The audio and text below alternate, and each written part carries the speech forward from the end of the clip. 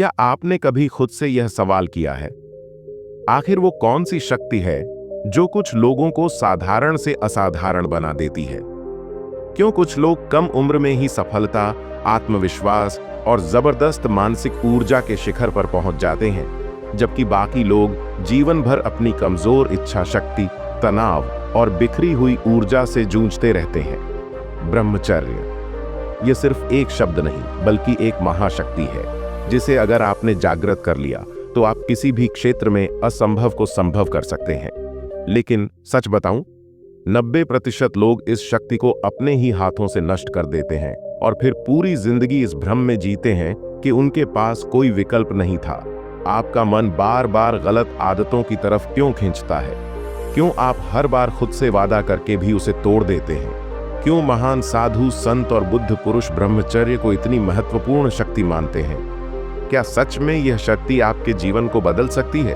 अगर आपके अंदर भी यह सवाल उठ रहे हैं तो आप सही जगह पर आए हैं, क्योंकि इस वीडियो में हम बुद्ध के ज्ञान और ब्रह्मचर्य के सबसे शक्तिशाली रहस्यों को उजागर करेंगे, जो आपको अंदर से इतना मजबूत बना देंगे कि आपकी इच्छा शक्ति लोहे से भी ज्यादा मजबूत हो जाएगी, आपकी मानसिक शक्ति बिजली की तरह तीव्र हो जाएगी और आपका जीवन एक नए स्तर पर पहुंच जाएगा।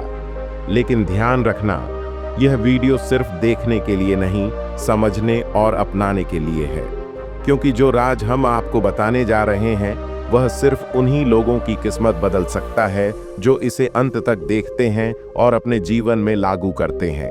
पर इससे पहले एक विनम्र अनुरोध, इस वीडियो को बनाने में घंटों रिसर्च, एनालिसिस और परिश्रम लगा है ताकि आपको सिर्फ सत्य और शुद्ध ज्ञान मिल सके। अगर आपको यह प्रयास पसंद आए तो चैनल को अभी लाइक एंड सब्सक्राइब करें और कमेंट में लिखें ओम नमः बुद्धा, ताकि यह दिव्य ज्ञान और भी लोगों तक पहुंचे। अब तैयार हो जाइए, क्योंकि जो रहस्य अब खुलने वाला है वह या तो आपको आपके सबसे बड़े सपनों की ओर ले जाएगा, या अगर आपने इसे नजरअंदाज कर दिया तो आप वहीं रह जाएंगे जहां आज तक थे। फैसला आपका है। देखते हैं क्या आप इस ज्ञान को अंत तक ग्रहण कर सकते हैं। एक बार मगध के शांत जंगलों में, जहां हवा ज्ञान की फुसफुसाहट करती थी और पेड़ समय के मूक गवाह के रूप में खड़े थे, सूर्य नाम का एक युवक रहता था। वह शरीर से तो मजबूत था, लेकिन इच्छा शक्ति से कमजोर था। उसका मन बेचैन था, लगातार सांसारिक इच्छाओं से घिरा रहता था। चाहे वह कितना भी प्रयास करे, वह सुख और पश्चाताप के चक्र में फंसा हुआ महसूस करता था। एक दिन अपने भीतर की उथल पुथल को सहन करने में असमर्थ, उसने उस व्यक्ति से मार्गदर्शन लेने का फैसला किया जिसका ज्ञान आत्मा के सबसे अंधेरे कोनों को भी रोशन करता है। गौतम बुद्ध अपने दिल में दृढ़ संकल्प के साथ वह कई दिनों तक नदियों, जंगलों और पहाड़ों को पार करता हुआ चलता रहा, जब तक कि वह आखिरकार जेतवन मठ में नहीं पहुंच गया जहां बुद्ध रह रहे थे। झुककर उसने कहा, हे धन्य, मेरा मन बेचैन है। मैं ब्रह्मचर्य के मार्ग पर चलना चाहता हूं, लेकिन मैं हर बार असफल हो जाता हूं। मेरी इच्छाएं मुझ पर हावी हो जाती है और मैं कमजोर महसूस करता हूं। कृपया मेरा मार्गदर्शन करें। बुद्ध ने अपनी शांत, दयालु आंखों से सूर्य को देखा और कहा, बैठो मेरे बच्चे, ध्यान से सुनो, क्योंकि मैं जो बताने जा रहा हूं वह तुम्हारा जीवन बदल सकता है। बुद्ध ने पानी से भरा एक कटोरा उठाया और पूछा, जब आप इस कटोरे को जोर से हिलाते हैं तो क्या होता है? सूर्य ने उत्तर दिया, हे प्रभु, पानी अशांत हो जाता है। बुद्ध मुस्कुराए, और जब आप इसे स्थिर रहने देते हैं तो क्या होता है? सूर्य ने उत्तर दिया, यह शांत और स्पष्ट हो जाता है। बुद्ध ने सिर हिलाया, आपका मन इस पानी की तरह है। यदि आप इसे लगातार विचलित करने वाले प्रलोभनों और भोगों के संपर्क में लाते हैं तो यह हमेशा अशांत रहेगा, लेकिन यदि आप इसे ध्यान, मनन और संयम के माध्यम से प्रशिक्षित करते हैं तो यह शांत और शक्तिशाली हो जाएगा। लेकिन मैं अपने विचारों को कैसे नियंत्रित करूं प्रभु? वे अपनी मर्जी से आते और जाते हैं। बुद्ध ने उत्तर दिया, विचार आकाश में उड़ने वाले पक्षियों की तरह हैं। आप उन्हें आने से नहीं रोक सकते, लेकिन आप उन्हें अपने मन में घोंसला बनाने से रोक सकते हैं। कुंजी जागरूकता है।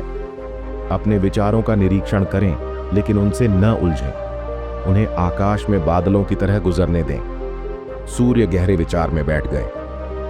तो अपनी ब्रह्मचर्य शक्ति को मजबूत करने के लिए मुझे पहले अपने मन को नियंत्रित करना होगा। बुद्ध मुस्कुराए। हाँ, क्योंकि कमजोर मन इच्छाओं का गुलाम होता है, लेकिन मजबूत मन उसका स्वामी होता है। फिर बुद्ध ने पास खड़े एक युवा भिक्षु की ओर इशारा किया। मेरे लिए एक कटोरा शुद्ध सादा भोजन लाओ। जब कटोरा आया तो बुद्ध ने आगे कहा, सूर्य, क्या तुम जानते हो कि तुम जो खाना खाते हो वह तुम्हारे विचारों को आकार देता है।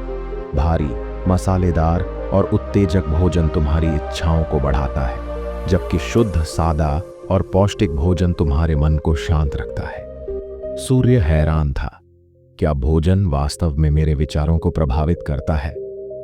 बुद्ध ने सिर हिलाया। कल्पना करो कि एक घोड़े को नशीली जड़ी बूटियां खिलाओ, क्या वह शांत रहेगा? नहीं प्रभु, वह बेचैन और बेकाबू हो जाएगा। तो फिर तुम अपने बारे में ऐसा क्यों नहीं समझते? बुद्ध ने कहा, केवल वही खाओ जो तुम्हारे शरीर और आत्मा को पोषण देता है। संयम से खाओ और भोजन को कभी अपने ऊपर हावी मत होने दो। सूर्य ने समझकर सिर झुकाया। आज से मैं जो खाऊंगा उसके प्रति सचेत रहूंगा। फिर बुद्ध सूर्य को मठ के किनारे ले गए, जहां एक जंगली नदी बह रही थी। इस नदी को देखो, उन्होंने कहा, यह शक्तिशाली और अजेय है, लेकिन जब इसे चैनलों में निर्देशित किया जाता है तो क्या होता है? सूर्य ने उत्तर दिया, इसे नियंत्रित किया जा सकता है और महान उद्देश्यों के लिए इस्तेमाल किया जा सकता है।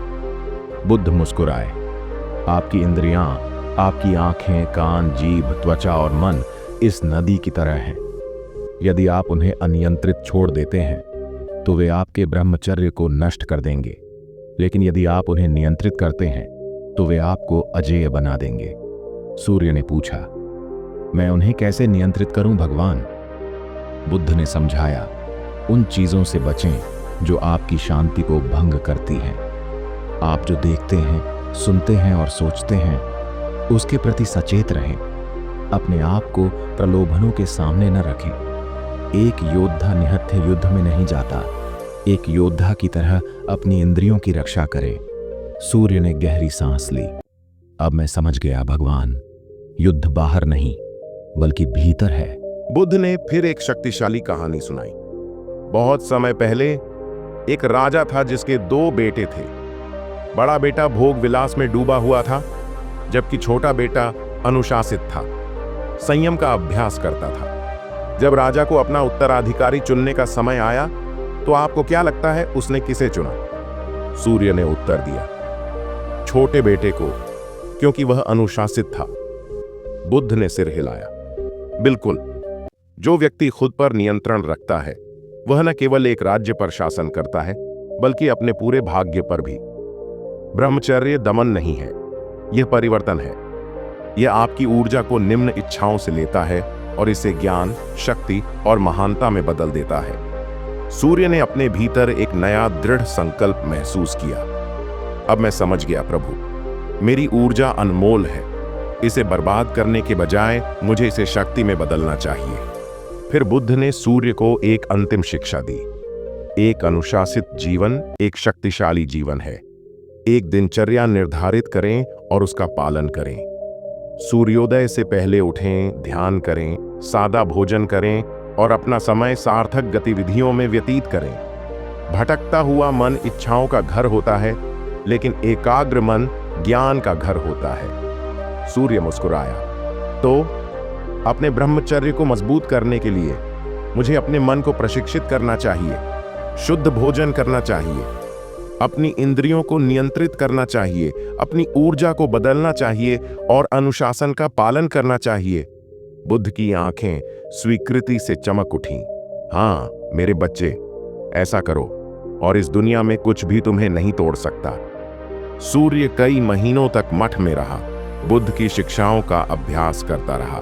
उसने ध्यान किया, अपनी इंद्रियों को नियंत्रित किया, सादा भोजन किया और एक सख्त दिनचर्या का पालन किया।